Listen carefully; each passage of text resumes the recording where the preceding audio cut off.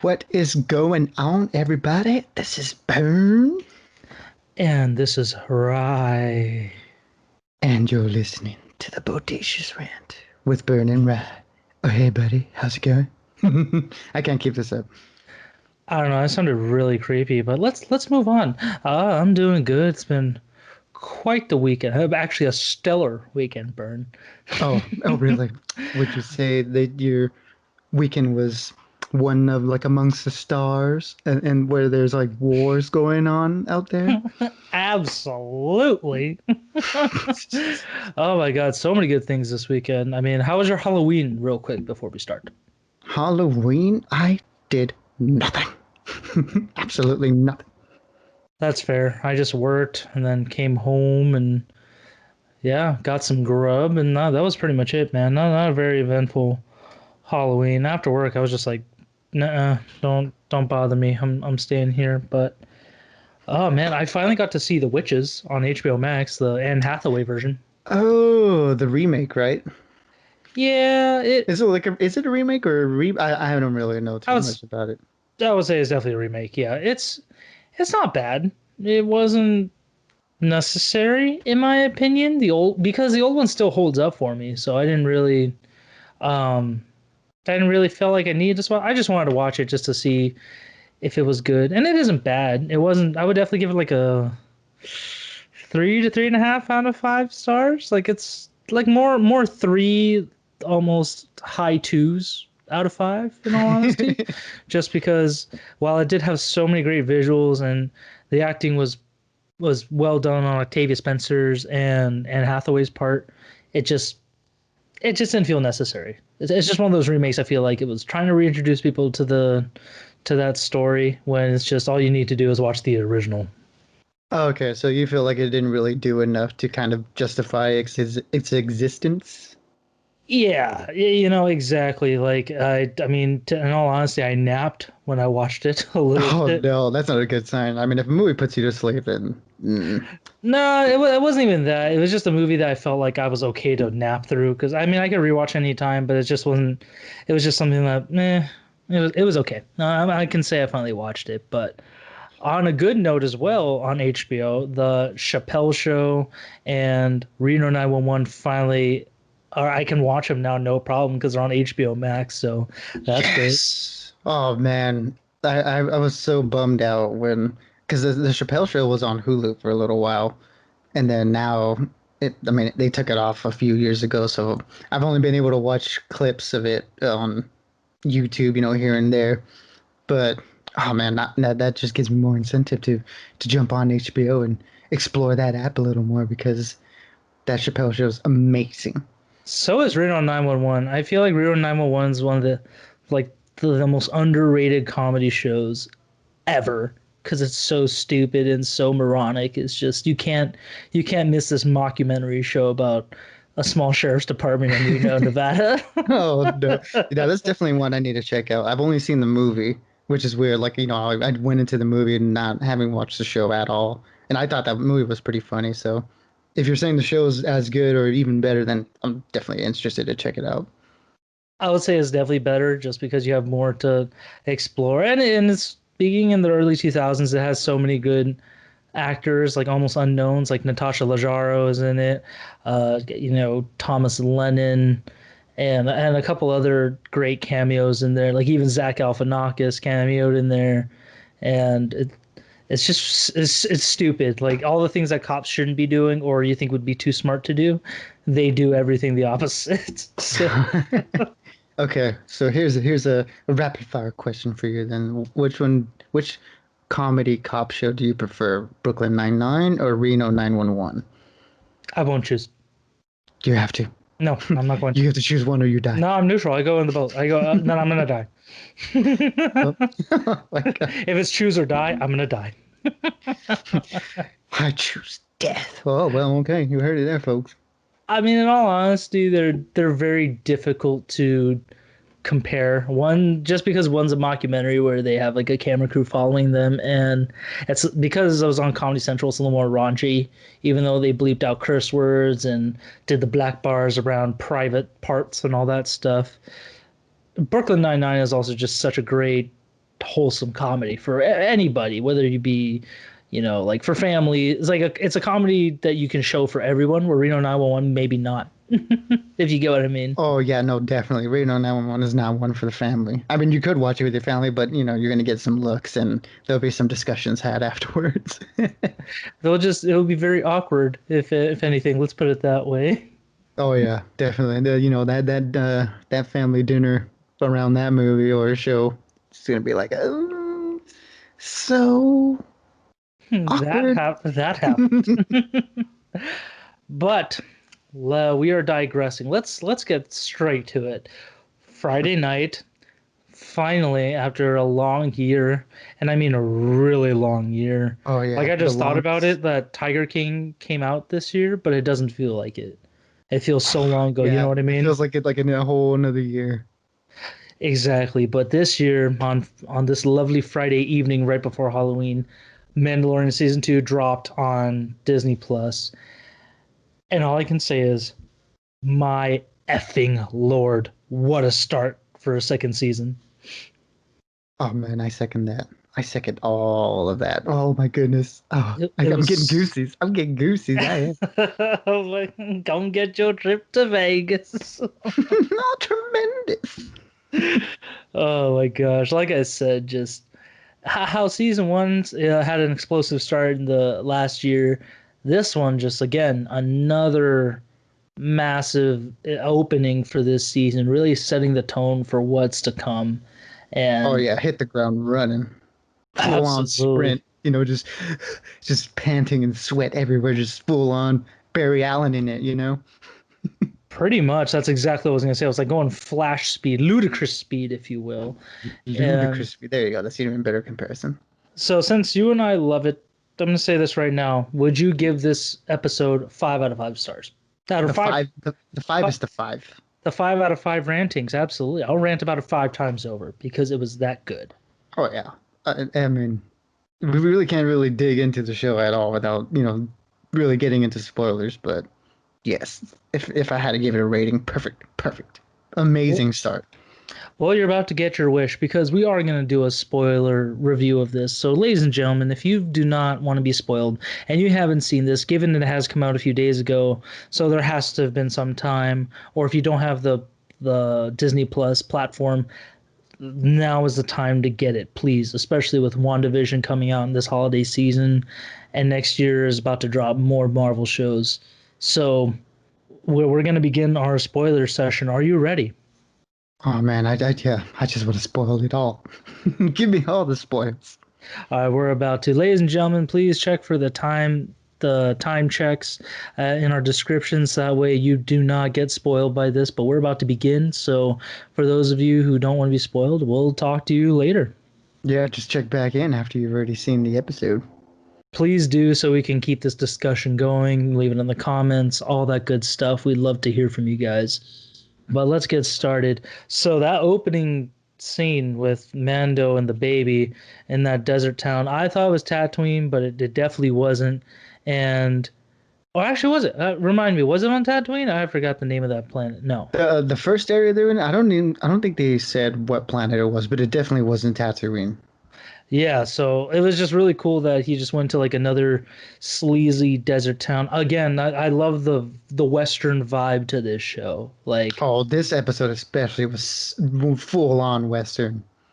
ah, my gosh, that's what this show does the best. Like, it's a Star Wars title, and it's very sci-fi in and of itself. But you watch it, and there are plenty of scenes that are throwbacks to old like Clint Eastwood movies, and very, Hmm. just very Western themed. You can't. It does a very great job of mixing that Western with sci-fi.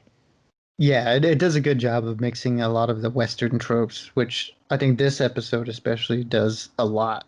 But it does a really good job of mixing that within the Star Wars universe to where it works. It doesn't detract from it. It actually adds to it.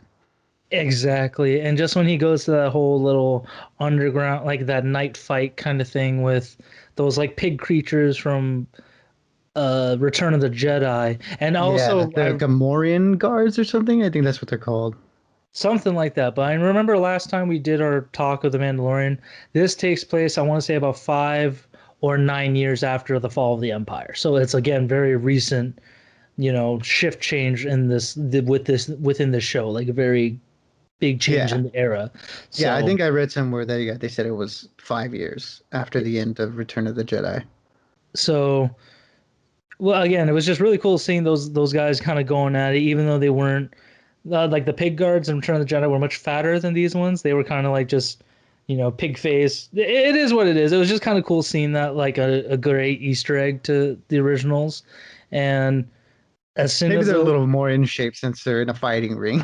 true, they're more gladiatorial and not mob boss, bodyguard kind of guys. Yeah, they're So not just man in the fort with Jabba the Hutt.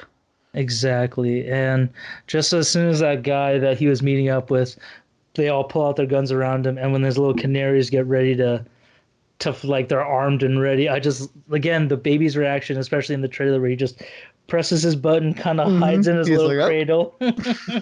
things are about to get messy. Dad's about to go to work. Exactly. That part still has just made me laugh, just like ha ha ha. He knows what's happening. Shoot, that would have been me. I've been like, oh, I'm hiding. I'm getting out Again, of the way. that's another like a good scene of just how the baby's really grown attached and understanding of what Mando's doing, aka Din Djarin, and his line of work. So that was really good. And that whole fight scene where he just took out all those guards and stuff was really just well done. Like the action is always spot on. Like Yeah. so much CGI involved in this show. Very well done CGI, not too obvious, but the choreography with the action cannot be is second to none for a lot of shows. Yeah, the mix of the CGI and the just the practical effects in the show really do lend itself well to making you feel like this is like a real lived-in universe, and it doesn't, like you said, it doesn't like distract from it at all. It actually just adds to it. And if I mean, it's such a cool opening scene because it mirrors the first episode from the first season. Right away we get to know what the Mandalorian's all about. He's about taking names and kicking ass. Exactly, and he's definitely setting the tone that this child does not go anywhere. I'm not. He will always be with me, and you get that immediately when he brings in the baby to that fight. Just even the guards like the kid's coming in, like he shouldn't be here. And it's like, well, he goes where I go. So it's kind of like, okay, we're seeing how a Mandalorian parents his child essentially, his foundling. I'm curious how the little baby Yoda is going to be when he grows up. He's probably just going to be so desensitized to any violence. Again, there's no telling what he can do just because he is part of Yoda's species. We've seen that he's force sensitive, so I honestly wouldn't be surprised if he becomes a Sith eventually, just because, especially in Oh, especially in the episode 7, like like the part 1 of the ending essentially of season 1, where oh him and yeah, him and Kara are going at it. They're arm wrestling, and while Mando's kind yeah. of I like remember. the baby's just going off what he's seen, that you hurt, my father, my parental figure, I will hurt you back kind of thing, when it was just like they were just Hmm. playing. So it's like, okay, this baby's already starting to get a grip, literally, pun intended, with A his force powers. grip. Yeah, so it's one of those things like we don't know where it'll go. I would love to see that though with this. I hope the show can keep going. This is a Star Wars show that, yes, it's Star Wars, but I could see this going on for years. Yeah, I mean, I feel like it's so separate from everything we've seen so far in terms of the movies and everything that's come before. So where this is basically its own corner of the universe where it can just tell its own like own little standalone stories. And I just based on that fact, I think it's got a lot of story to tell. Yeah, and then honestly, it kind of us talking about it being such a Western vibe show. Westerns were really big in the 50s and 60s. As if you've seen Once Upon a Time in Hollywood, Leo DiCaprio's character as an actor was a Western character. And and they were really prominent at the time. They ran for at least 10 plus years.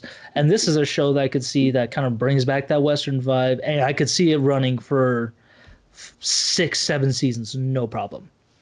Oh man, that's a lot of seasons, but I'm here for it. I'm all in on that. I would invest. If I were Disney execs right now, I'd be saying we need to keep investing in this show. This will keep us Oh yeah. going and I mean, you could. revive the Star Wars brand. It already has essentially. So Yeah, it's basically, I think to a lot of people, just carrying the Star Wars brand right now. And I think you can tell that Disney is like aware of that because it feels like they definitely put a lot more money into this episode because this episode was huge. it really was. Again, it had so many Easter eggs, which we're gonna get into. But I just want to say, like, props to Disney for making this show with its cameos and its like the actors and the effects. It's second to none. Please keep putting money into this. We want, as fans, we want to keep this going. But let's move on. That whole ending scene with him and that guy who's supposed to direct into more Mandalorians, because the obviously the plot of this season is that Mando is trying to find other Mandalorians who have dealt with Jedi in order to help him bring the child to maybe a master or a Jedi Knight, someone to. Or his people, I think he said, right? Like his mission is to reunite the baby with its people. Yeah, and that could be either the Yoda species or even Jedi, in my Oh opinion. yeah, that's true. I didn't even think of that interpretation of it being like a Jedi instead of just another Yoda species. Yeah, just because what the armor said at the end is that you have a choice. You can either raise him as a foundling and be your child, raise him in the ways of the Mandalore, or take him back to his kind. And again, he was very reluctant in that episode where he said, "I'm supposed to take the child back to a race of enemy sorcerers. Like, why would I do that?" And she said, "Well, this is the way. You have your choice to make." Hmm. So and I think she kind of gave him that is kind of hinting. I wonder if she's foreshadowing the fact that he's going to grow more attached to this kid than he already has, and maybe he will raise that child to be a foundling, but that is yet to be seen. So yeah, what are your thoughts on that whole exchange with that dealer guy? I forgot his name, but the Cyclops I essentially. remember it being yeah Gore or something. I forgot his name, but I remember his first name was like Gore, and it was pretty funny because I was like I recognize his voice a little bit. Something's like familiar about his voice, but it sounds like I can't quite put to what who it Was was, that but was that it was John John Leguizamo. Leguizamo? Yeah, John Leguizamo. That's who it was. I completely couldn't tell, but oh my God, now I can hear it. I can hear it. Because like they definitely like deepened his voice, so it's not like exactly how he sounds, but just like the way he talks, I was like, oh man, I recognize this for some reason. I don't know who it was. And then once the credits showed, John Leguizamo, I was like, that was him. Okay. I thought that was like a fun little cameo that he made. I love John Luisiamo. He's a paisa de Colombia, so that's a plus. But he's just one of my favorite actors. So he's a great cameo to start the episode off. And he always when he cameos, he always kind of plays like either like sleazy characters or just a friendly character. Like in John Wick, he cameoed in 1 and 2 where he was John Wick's buddy, and then other movies he's just been a complete scumbag. So it was good to see him as a scumbag role in this one. Yeah, just a scumbag in the Star Wars universe. That was pretty nice. And the way he went out too was pretty like, oh my gosh, talk about like a title card hit where, Mando gives him the promises, I promise you will not die by my hand. When he said that, I was like, oh, he didn't say I'm not gonna kill you. He said I'm not gonna kill you by my hand. I was like, oh, what is he gonna do? Yeah, as soon as I saw those red eyes everywhere when he shot the little street light out that the guy was hanging from, just I was like, "Oh, man, he was not lying when he said Uh-huh. that." Yeah, I don't know what those creatures were, but it didn't sound like a good way to go at all. No, they actually kind of reminded me of a mix of like, oof, dang it, I can't forget, but I got a very Attack of the Block vibe from those monsters. You know what I mean? With like just like a glowing like eyes or mouth kind of thing. Yeah, I can see that. But and I kind of laughed when the next part where he goes to Tatooine and he goes back to that mechanic lady. I just thought, oh, it's Burns' favorite character. I had a less problem with her than I did with the other guy that was in that episode. He's someone's son, you said, right? Bobby Cannavale's son. Yeah, that's his kid. That's right. Yeah, that makes sense because he wouldn't have gotten an acting job if someone wasn't his dad. Oh man, that's harsh. I still like that episode. I rewatched it. I thought it was a fun one. Not it wasn't anything special. And again, I could see your argument that it was very tonally imbalanced, where it tried to be like a family comedy with that character, and then the bounty hunter kid who's trying to break into it, the guild. I just thought, this it's a little topsy turvy. It wasn't a bad episode for me personally. I still enjoyed it and I got a kick out of it, but I definitely saw that argument more when I rewatched it prior to this episode. So Yeah, but in terms of the lady, I forget her name. She wasn't bad in this like episode, and in fact, I thought she actually was pretty funny in this episode with her line where she's like, man, what did she say? She's like, yeah, can I keep him or something like that? And she was like saying if it ever has like spawn or it has babies, I want to buy it. I was like, I think you're voicing every fan's opinion right now, where we're like, we want our own little baby Yoda to take care of. yeah, exactly. Just the whole.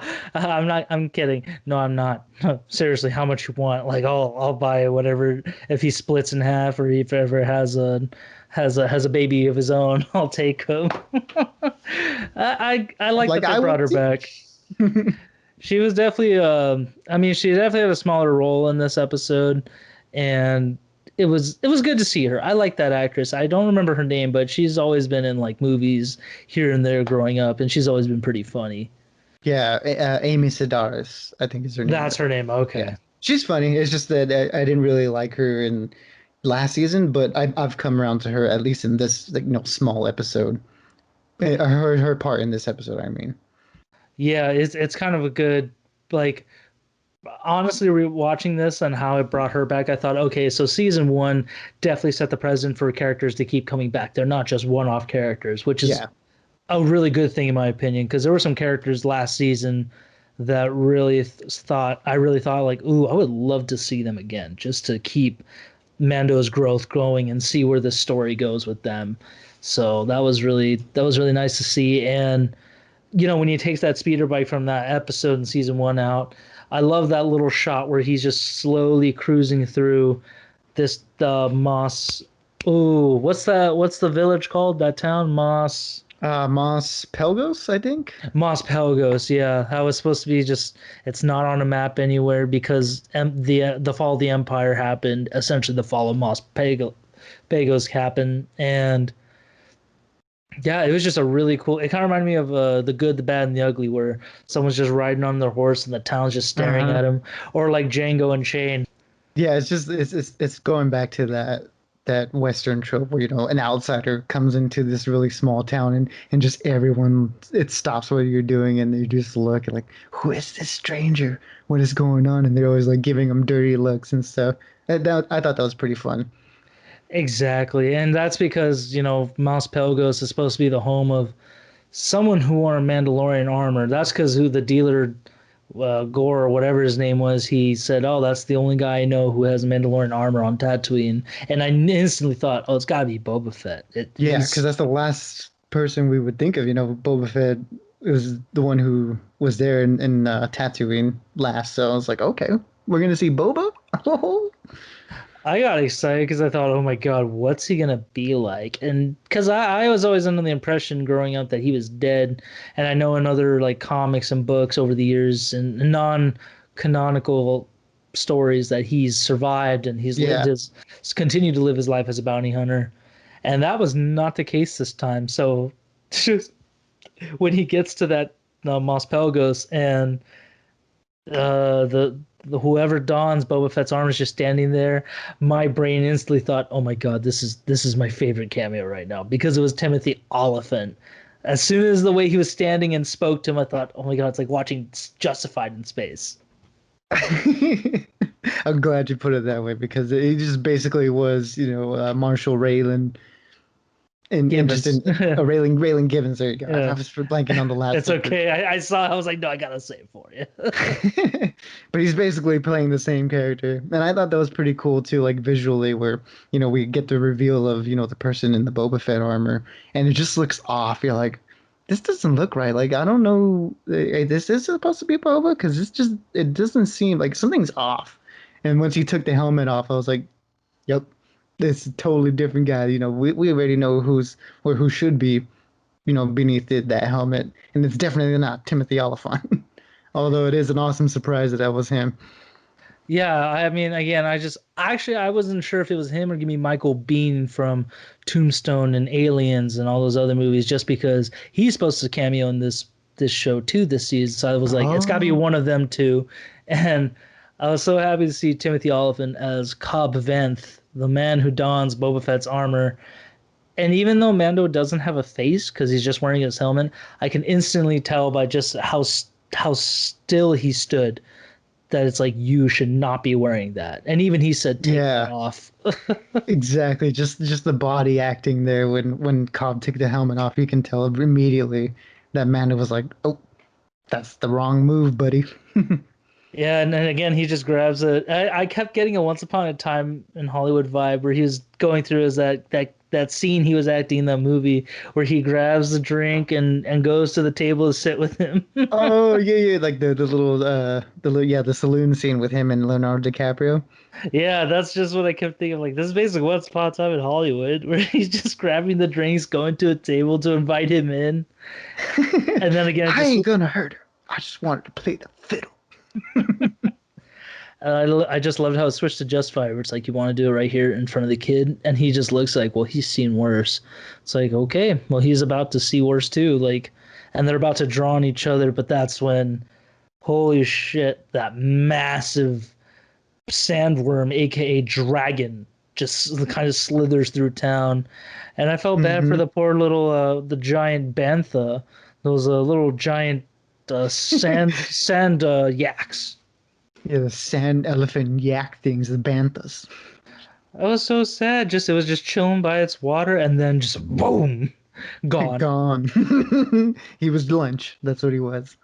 Seriously, and that's when Cobb is like, "Okay, fine, I'll give you the armor, but you're gonna help me first before we make that deal." Which I thought, okay, again, another Western thing. Like you're gonna bring Uh-huh. someone in, but it's like before you do, help me out with something. I promise I'll go wherever you want or do whatever you want. Uh-huh. And A little quid pro quo.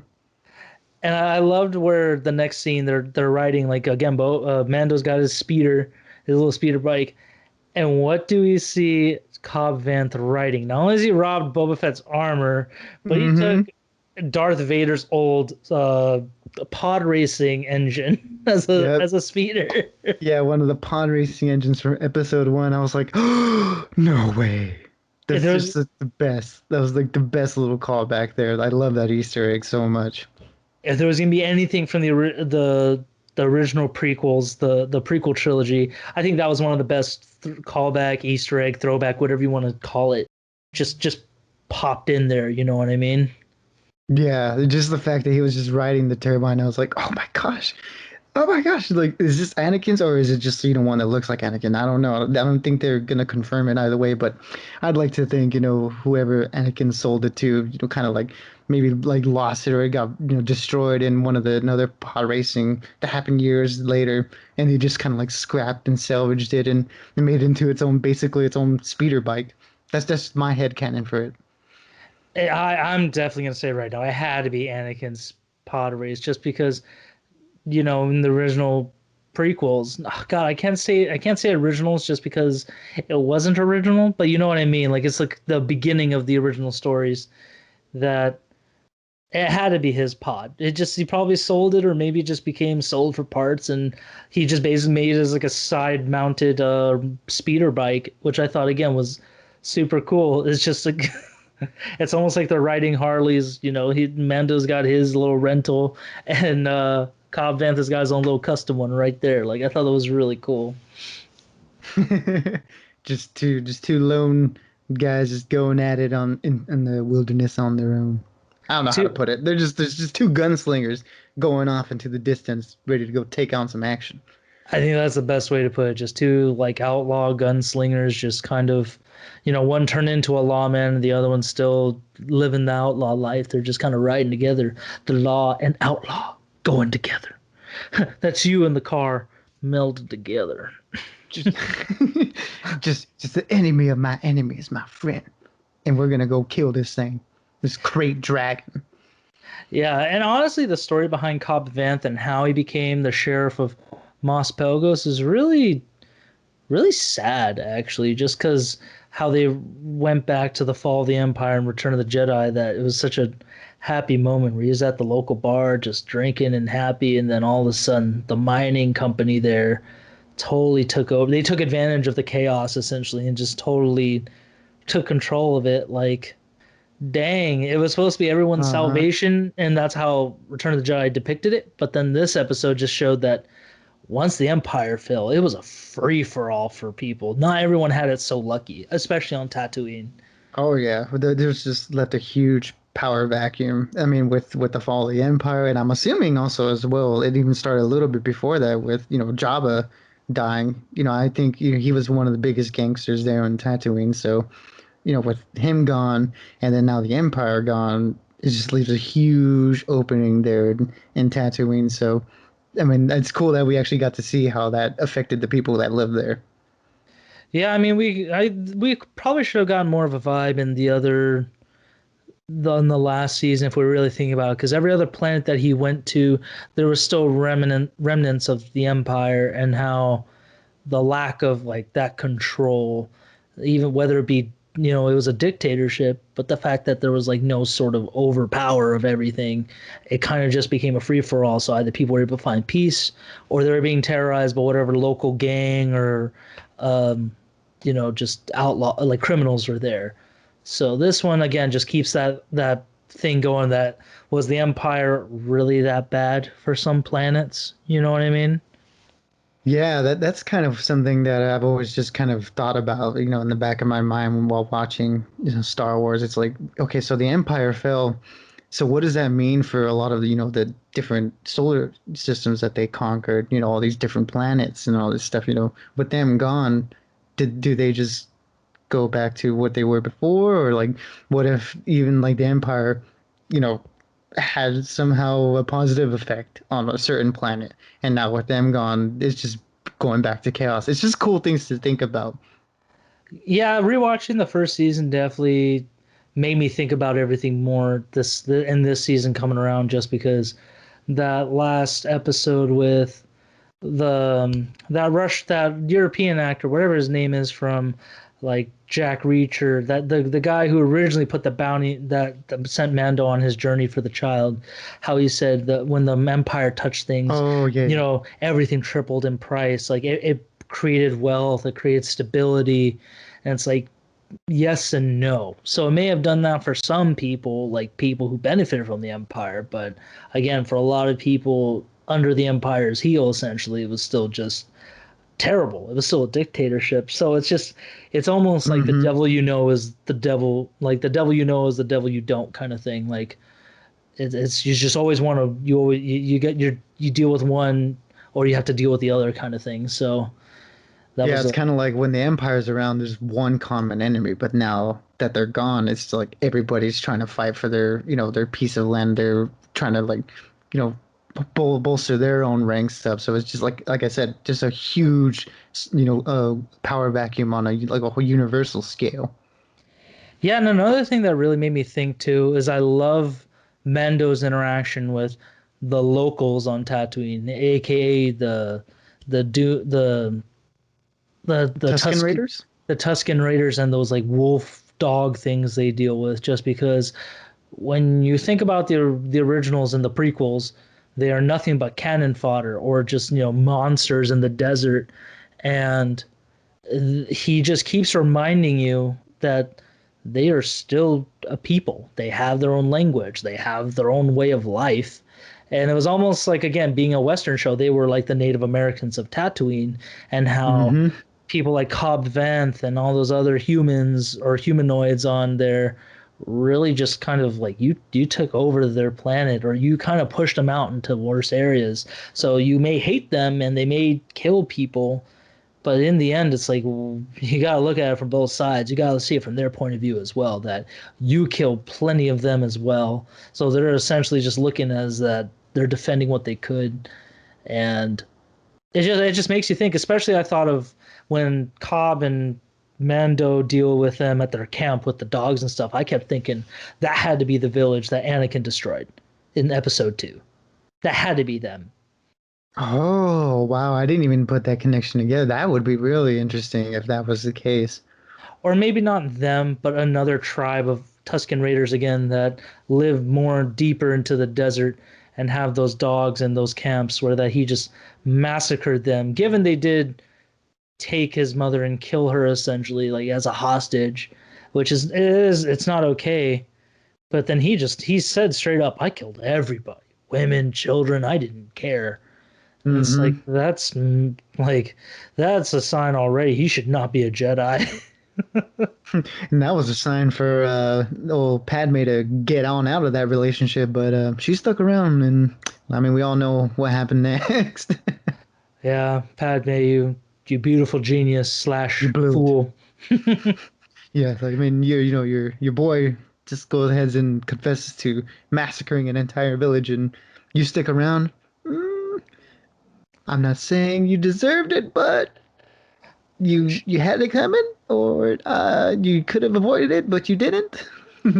And she ended up giving birth to two of the coolest Jedi's of Star Wars films. So it that's okay. I'm gonna forgive that. But I Let's ignore thought the fact that she died of a broken heart, though. That was that just not good writing. not good writing. It's possible just to die from pure stress, and they could have just written it like she's so stressed and she can't take the she can't take her mental break essentially. I don't know.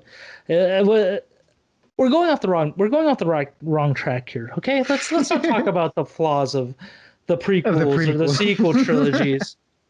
Oh, and every time I watch this, real quick before we go on, is just how much the sequel trilogy failed. Like I loved The Last Jedi. I love bits of The Force Awakens and the Rise of Skywalker, but it's just overall it was such a poorly managed trilogy. That's how I would put it. Yeah, but again, that's besides the point. I want to go back to what you were saying before. I do really also like that, like you said, that this show has done a really good job of recontextualizing a lot of the alien characters that we've come to know as just kind of like background noise, essentially, with the Tusken Raiders and the Jawas, and how now they're kind of again recontextualized or making us look at them in a different way. Whereas before we thought, oh, they're just kind of like aliens that live there, into being like, no, they're actually natives of this planet. And again, with the whole parallel of them, being in their camp around the campfire and stuff, and them talking about, well, you did this to us. Well, no, you killed our people. Well, no, you didn't. It's like, oh, wow, these parallels of it being like, again, like you said, like cowboys and Indians, essentially. It was really cool to look at, these Star Wars characters that we've known for already like 30 plus years to be like, wow, this is a whole new way of looking at them, and it's a lot more interesting. Like they've got their own language, they've got their hand signs and all this stuff. It really fleshes them out as a people, and I thought that was a really cool job that the show did. Yeah, I can't agree with you more on that. The Jawas, especially, that was a really cool thing. Even their Jawas on multiple planets, like especially on desert planets, it's almost like they migrated or something. But either way, it's cool seeing that they all have their own languages and the way they deal things, especially his mix of making this time around more noises like the Raiders and doing there's little sign language with them, just kind of like it's okay. Like and I love how he told them both at the campfire, like, I'm telling you both, put your differences aside. You guys want this dragon gone? That's how you're going to get it gone. You're going to work together. You have to for your own survival. And that was kind of, again, it's almost like looking like a Western story that, a small town has to work with the local, Native American tribe, like a Comanche or Apache or something like that, just to get rid of like whatever creature is roaming there or whatever force is out there. So that was I really like that development in this story. And I also like Hob Vance's story again, like how the fall of Mos Pelgos happened. Yeah, he found the armor of in the Jawa's ship. I think that was the one um, that basically was the one who took in C3PO and R2. I mean, given there's probably hundreds of different Jawas, but I just thought that had to be like one of them, or maybe that one at least. Oh, Real quick before I Hmm. go, did you notice anything funny about the droid at the mechanic's shop, the one that rolled up the R5 unit? Did you notice anything about it? Oh yeah, I completely like missed talking about that. Yeah, that was basically the same R5 that they tried to sell to Yes. Luke Skywalker, right? Exactly, because how we get the back shot of it, and you see the little oil like stain. That's when it popped open its little thing and just Yeah. kind of broke down and was like, "Oh my God!" So she just bought this that piece of crap off the Jawas at some point or something. Even though those Yes, Jawas did get they were able to destroyed, sell it to somebody. even though those Jawas did get destroyed in episode 4, you still see that, yeah, she bought it off them at some point. So it's just kind of cool how it's slow, like interconnecting these major characters, the small characters like her. And yeah, let's keep going though. So the whole scene with them working together with the Raiders was really cool. And the dragon, I wish we got to see more of it, but it was pretty cool how it came out of its cave and it's like a giant like hardened shell worm of a thing. I don't know. I just really like the design of that creature. Yeah, the way it looked was pretty dope. It was like, this is cool. We didn't get the movie Dune this year, but we did get something similar with the sandworm. So I'll take this version of it, since we can't watch the movie. Yeah, that I kind of was thinking that too. I'm like, well, it's not Dune, but I like this thing a little bit more than that one, so I'll take it. But real quick, let me ask you this. How did you feel about the whole IMAX transition with this episode from when they were prepping for the fight of the dragon and then into the fight itself? Oh my gosh, I thought that was like so well done because I didn't even notice that it happened at first where, the sandworm was coming out of the cave basically and then the black bars on the top and the bottom just slowly disappeared. The transition was just so seamless to where I didn't notice it until at the end, after the fact, when the show is about to come over and the black bars came back down, I was like, oh wait, that's why it looks so different. They went into IMAX aspect ratio. I thought it was really well done because one, I mean, again, it was done so seamlessly to where I didn't even notice it the first time, and two, they just added so much to the action and making it seem like really, really big, with the full frame. Yeah, I'm 50-50 on the whole transition. There are some movies and stuff that I just think just keep it all IMAX, given that's not very possible just because filming with IMAX is not cheap. But it worked. It was really seamless how it did it. Just how the bar slowly went up, and you got to see more of the fight. And then at the end, where obviously they have an epic battle with the dragon. It's great seeing Cobb Vanth master Boba Fett's armor, essentially. 'Cause sure, it's not up to standards, but it still works. And how he fires the rocket, no problem. Like we got to see how that works essentially, instead of just kind of always seeing like Django or Boba just kind of like do something with it. You know what I mean? I mean, he's the only one to really have an action scene in the Boba Fett armor. I mean, if we really think about it, all Boba Fett did was get knocked off the the little ship by a blind Han Solo. So Boba to himself didn't really do much. Let's all be honest with ourselves. But yeah, I digress. No, you're not wrong. It's just I mean he shot his little rope to get Luke Skywalker. He used his jetpack. He got his rifle sliced in half. So we got to see something. We got to see him get his ass kicked. Is what we did. Yeah, Cobb Vanth deserves that armor more. I'm gonna say it right now. I'm just kidding. well, I mean, honestly, if you really think about it, like Boba Fett was a great bounty hunter, supposedly the best in the galaxy, but Return of the Jedi kind of just showed like not really. When you put him up against real threats, he's not that impressive. Like, and No. I'm interested to see if what's going to happen with this show, just because I know. Honestly, I just want to skip through the battle. The battle was great to watch. Don't get me wrong. It was cool seeing them both fly Yeah. up with their jetpacks, like Cobb, who has no experience as a Mandalorian, just take that armor, use it really well, like a gifted just soldier warrior essentially, and they're fighting it off. Again, rest in peace, Bantha number 2, where Oh no, another Banthagon. it had all those explosives on it and just died because Just they had went to the kill. way of oh man, Jonah. There you go. This it reminded me of the Avengers. You ever heard the story of Jonah? Or some- I wouldn't say he's a role model. yeah, just getting eaten by the Krayt dragon and just blowing it up from the inside. I was like, this is awesome. It was pretty it was a badass way to go for the Mandalorian, but again, the sucks the Bantha had to pay the price for it. But it Oh, and was then I also like the little callback to Boba Fett's malfunction of his jetpack, where Mando basically hit Cobb's yeah. pack and sent him flying, just how Han Solo did to Boba in Return of the Jedi. Yeah, actually I just I was watching while we were doing this and I thought, "Oh my God, I forgot." Yeah, he just hit him just to get him out of there. So that was pretty good. I mean, if that's all it takes is to disable the jetpack, I don't know if those are the best options of getting around. If just a little tap to it will make you go flying uncontrollably.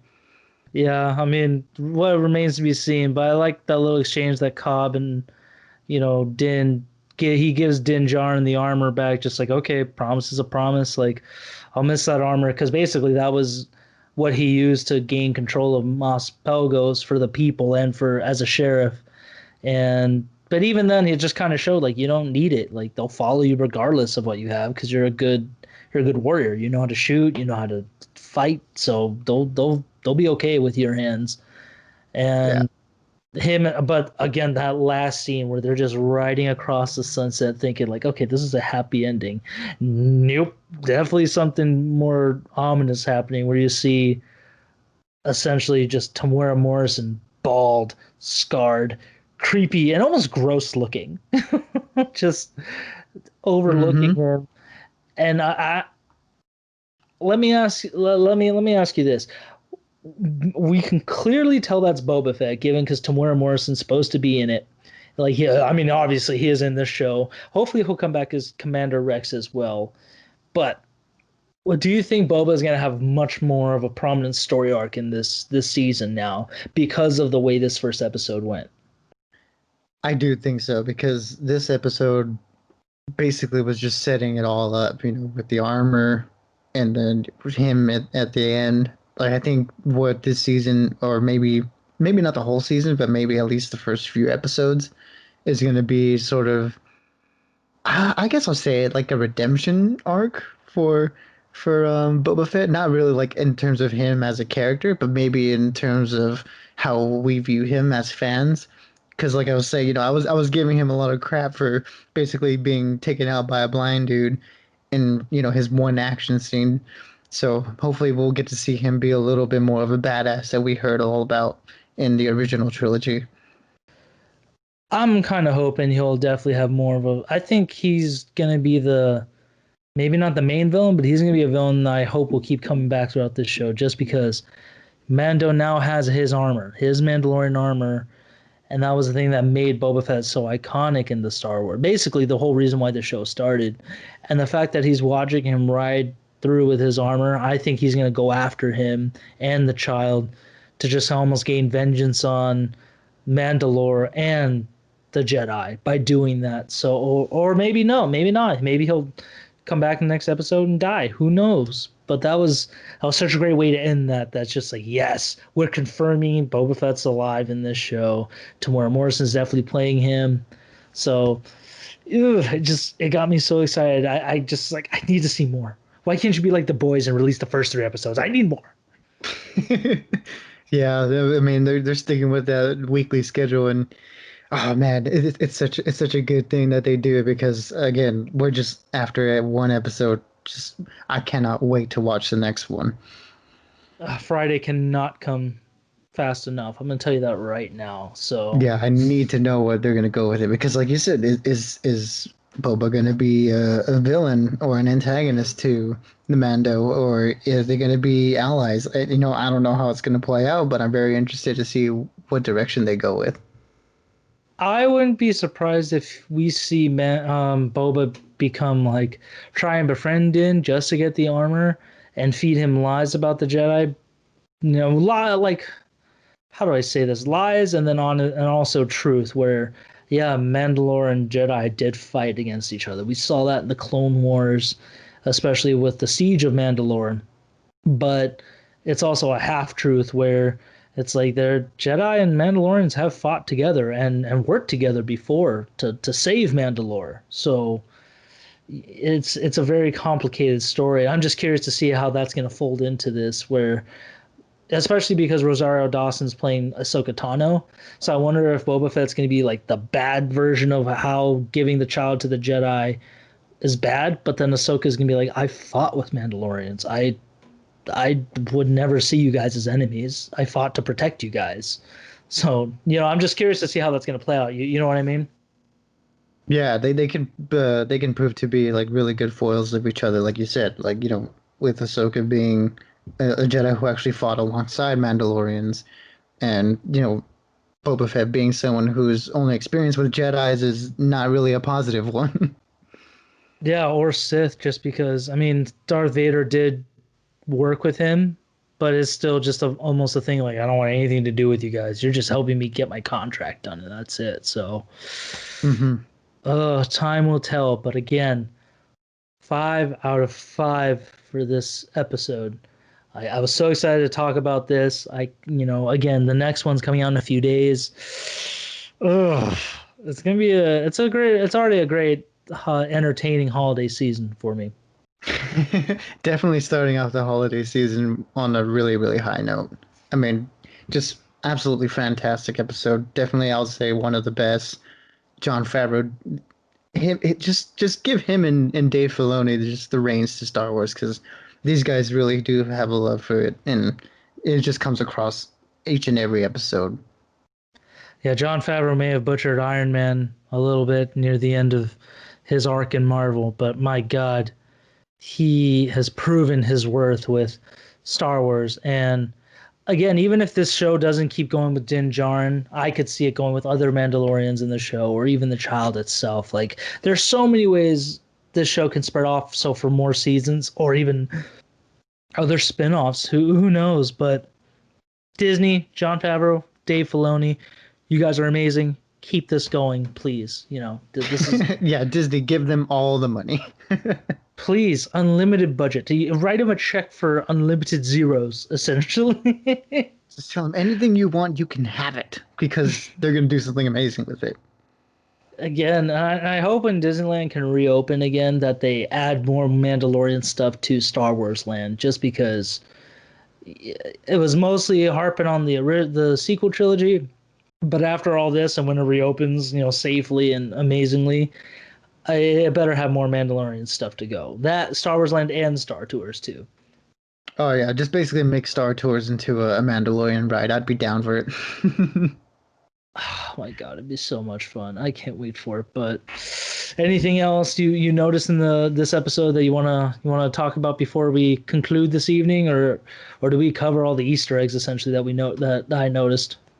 I think we essentially did cover all the Easter eggs. I mean, I know I saw people talking about how the episode was basically the first episode, not the first episode, the first mission of the Knights of the Old Republic game. I mean, I can't speak on that personally, but from what people were saying online was that this is basically one of the first missions where you're supposed to take down a crate dragon for its pearl. So I thought that was like maybe a cool little nod to the game. So that, I mean, I wouldn't know because I haven't played the game, but for people who did, it did seem to be like a really big Easter egg in that term. Wow, that is actually really cool then that they did that. And yeah, the Crate Dragon Pearl was pretty massive and pretty cool. I thought it was an egg, to be honest. So that's Oh cool. yeah, and That's then just a that pearl.